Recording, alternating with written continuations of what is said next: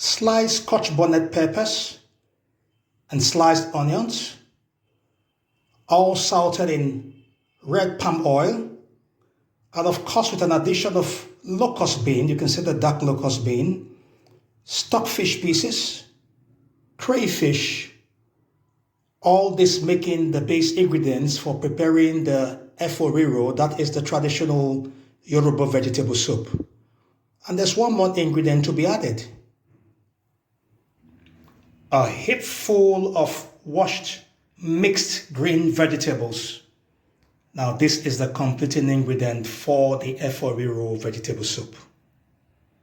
Now I'm gonna begin to stir fry the base ingredients in the red palm oil over a stove so that we form a homogeneous blend. Then when this has been stirred fried for just 2 minutes, because of course the peppers and the other ingredients are already cooked, I will now bring in the vegetables and achieve a perfect stir so we have all this blended with the mixed green vegetables.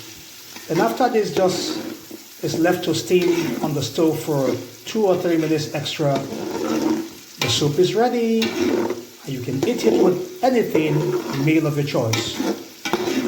So let me go get the green vegetables. After I have poured in the mixed vegetables into the original base ingredients, which I had in the pot, then comes the task of creating a perfect blend of the mixed vegetables and the previously salted ingredients in the red palm oil. So, and lest I forget, I added a little bit of stock seasoning and salt to taste. Of course, you have to be very careful with the quantity you add because the locust bean on its own, it's a rich natural sweetening ingredient. So for me as a person, I don't like much salt. I don't like much use of MSG or what you call stock cubes or whatever, bouillon cubes. So now creating the perfect blend. Then once I have finished with this blending, I'm going to let this steam for 2 or 3 minutes such that the moisture is fully absorbed into the vegetables from the base ingredients. And after that, the soup is ready. So let me go on with it. This is how the Efo-riro soup looks like after I have achieved the perfect blending of all ingredients and is steaming. Now I noticed that this one is a bit dry.